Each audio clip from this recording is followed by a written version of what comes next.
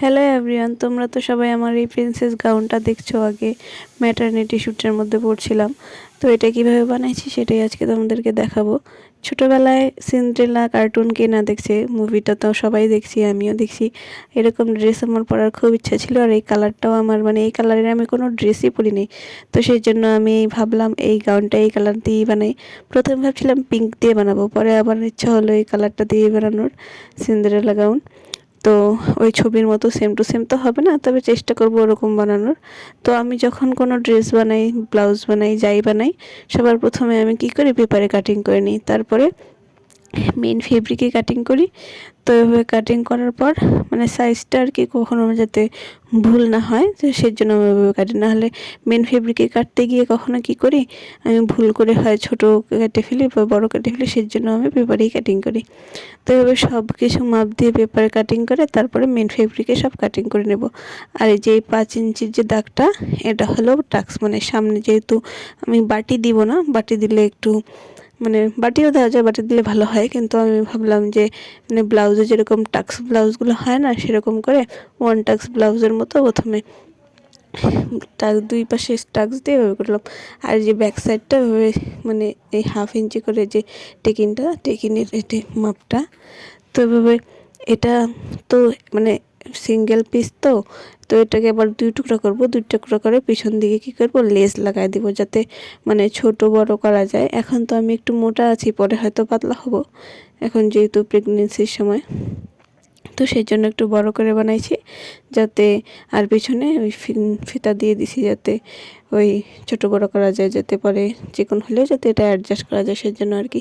আর সামনের ডিজাইনটা আমি এভাবে কুচি দিয়ে দুই পাশে কুচি দিয়ে সেলাই করে তারপর বানাইছি।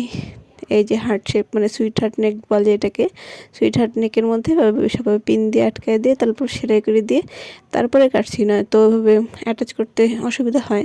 কাপড়ের উপর করলে অনেক সময় কি হয়, কুঁচকে যায় কাপড়টা, স্যাটিন কাপড় তো, সেজন্য আর কিভাবে আগে কাপড়টা আলাদা সেলাই করে তারপরে এটা এভাবে আলাদা সেলাই করে নেট কাপড়টা তারপরে এখানে বসায় তারপর কেটে নিছি। সেলাই মেশিনটা আমার এবার প্রথম কেনা, আর এটা সেলাই মেশিনের প্রথম বানানো কাজ আর কি আমার নিজের জন্য। সেলাই মেশিনও কিনছি, তারপরেই জানতে পারি যে আমার বেবি হবে, তো এখন সেভাবে কাজ করি নেই, নিজের জন্য এই যা টুকটাক করছি। আর দুর্গাপূজার সময় 2-3টা ব্লাউজ বানিয়েছিলাম, বাস এতটুকুই। যখন বেবি বড় হবে তখন ভাবছি যে পরে কাজ করব। আমার গাউন বানানোর খুব শখ, পরে আরও গাউন বানাবো।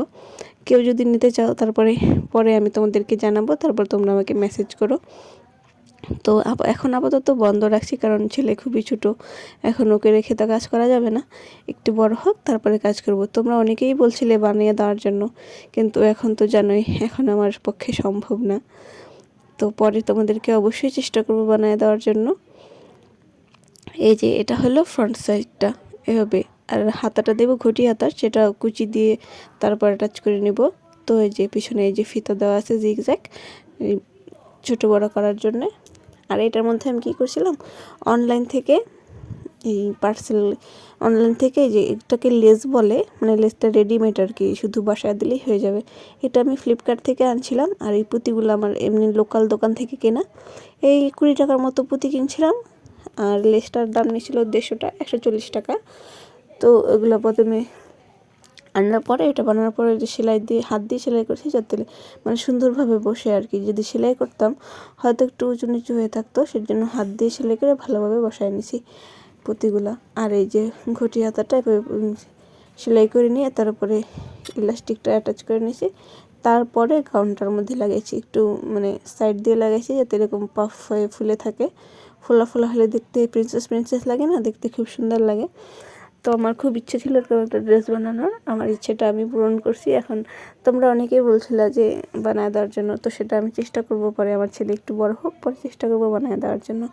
তো আমার ড্রেসটা কেমন লাগলো তোমরা কিন্তু কমেন্ট করে অবশ্যই জানাবে আমাকে।